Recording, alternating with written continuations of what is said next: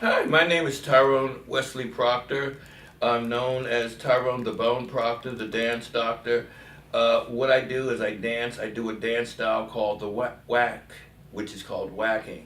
It's a dance. Learn it, love it, live it.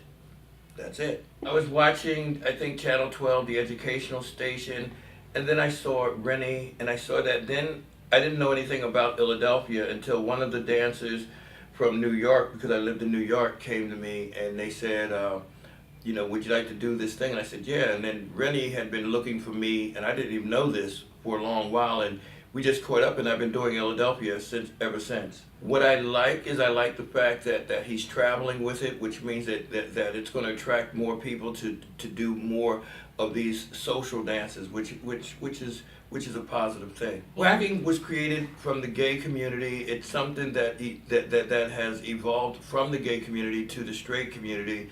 It's a dance that they did in the early 70s. It's basically, the premise of it is basically, it's a performance. You have to make people see what they hear. And that's pretty much it. There may be a different pockets of waacking all over the world because of the internet. The internet has created it has filled a void where we can communicate with people real quickly. So people use they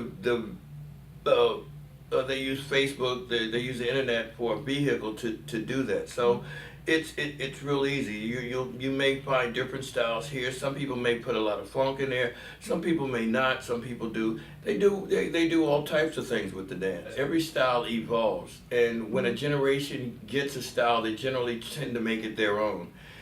It's not what I remember. It's not what I used to do. Now it's filled with a lot of arms and no emotion. Before it was a lot of emotion. It was a lot of movement and emotion. Now it's just a lot of series of arms with no emotion, I feel. I danced on a program called Soul Train for since September the 22nd, 1972 at 10:22 p.m. Pacific time on a Tuesday. I'm from Philadelphia. That's when I arrived in LA. And I danced on Soul Train from 72 on up to about 1980 without missing one taping. And when I got on there, because I was so thin, Don Cornelius, the gentleman that owned the show, stood up there and started nicknaming me The Bone because I was so skinny. My mentors, they're no longer here, like Lamont Peterson, Andrew Frank, Arthur Goff, Mickey Lord, you have Lonnie, you have Billy Goodson, you have, there are many people, Little Tommy, a lot of those people, when I seen them dance, they inspired me to learn to dance. Young people. That's the only thing that keeps me going, is the fact that they want to know. And I think that the information that I have, they have every right to know. So I give them as much as I can the information. And I try to do it in a way where, where we can have fun and enjoy and smile and just have fun with it. They would have to know their lines, they would have to know musicality, they would have to know they would have to know isolations and anything that they can do in order to move their body. You have to look at it as it's reversed. The music is the choreography. Now what you have to do is the choreographer. Now what you have to do, you have to make your body do what the choreographer did. So if the music is going ba-boom, ba-boom, ba-boom, then somehow your body should be going ba-boom, ba-boom, ba-boom. You have to learn how to control the music. You can't let the music control you when it comes to this dance. The best way for me to do it is to keep doing history lessons, to keep doing workshops. And the best way for me to pass it on, I don't really consider myself a teacher. I think what I do, the only thing that I can do for people is direct and guide them. That's it. After that, it's on you. When I teach or when I guide and direct kids, I generally go in there and there's a difference between want and need. Most people that teach, I'm assuming, would need to do this for either popularity, for money. You know, I don't do that for that. I do this because I want. And because I want, I go in there and I act as silly as I can so that I can put smiles on people's faces because I know they paid money. So the best that I can do is give them some kind of enjoyment out of them spending their money as well as getting their money. So what I did this time, and I didn't even have no idea that I did it until after I did it. I think it was LaBeija. She was in there teaching Vogue in the other room, and she was playing my music, or some of the music that I would play when I do Waacking. And I said, I'm going to take the curse words out because I did curse. I said, oh my God, she's in there playing my music. She's in there playing my music. So then I told my class, I said, we got to go in there and get her. Now, I had no idea what that meant, but at the end of the class, what I did was I marched my class into her class, put my class up against the wall and said, all right, now do what you got to do. Voguers, Vogue.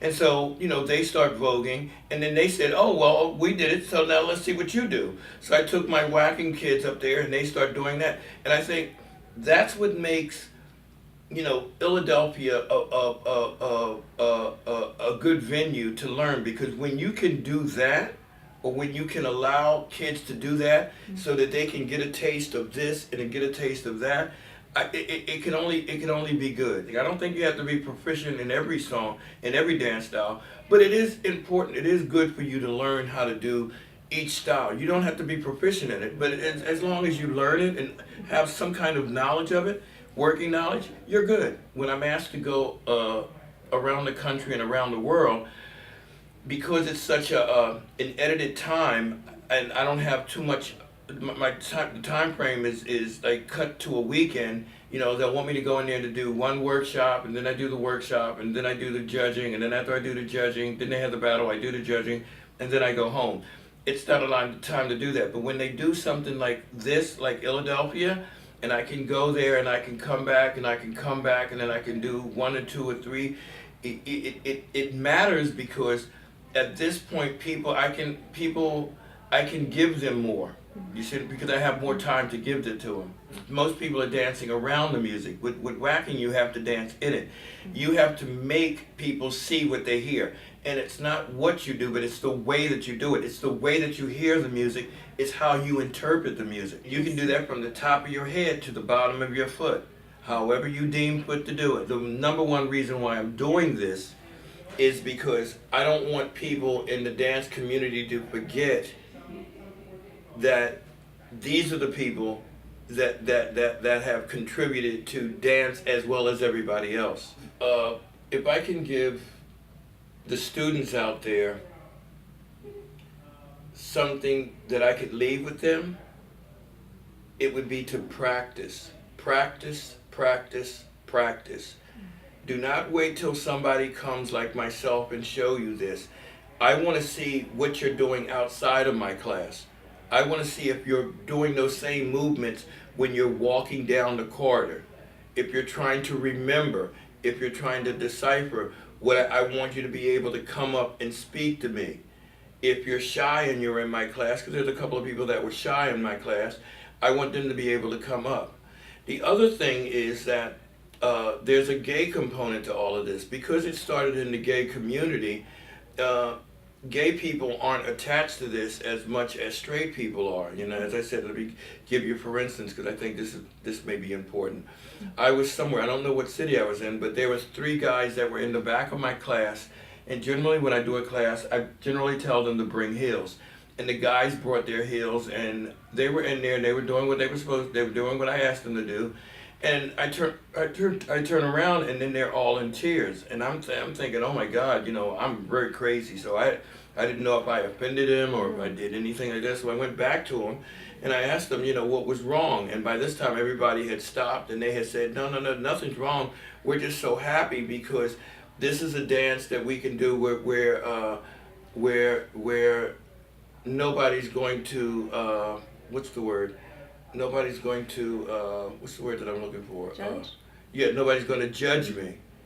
And I can just be me and be happy for it. And he said, this is And I said, but that's the whole point of the dance. That's why they did the dance in the beginning, because they used to have clubs that were out there that, because gay people were abused so much, that when they went into this club, they had refuge where they could just go and develop who and what they were. And this is how you have what you have today. And you got a lot of this through not only dance, but you got a lot of this through music, because disco came through gay clubs before they went through anything else, and so did house music. Went through gay clubs before anything else. So, even though the dance community is wonderful, but I think they really need to acknowledge the fact that the gay community had their exposure to the things that they allowed it straight people to be a part of, that they're responsible for. I think the fact for me to have the privilege to know some of the best dancers, some of the most incredible, underrated dancers that are in this world, I can die happy. When you can call a person like Don Camelot, your friend, and you can literally call him up and have a dialogue with him, the creator of someone that created the Waacking, where you can go and speak to some of the people that created what the way house is, to have known Marjorie, who was part of that whole house thing, to know people like, when you see people dance like that, you're inspired, because you said, wow, that's a part of my community. It's a lot of pride in that. It's a lot of pride in that. And there's so many other people that I can think of, but I just wanted to mention those two. Love you, Mark. I've always said this, and I'll always stand by it. And this is for everybody, if you do not understand the music, you will never understand the dance. With that being said, I wish you love, peace, and soul. I'm out. Love you.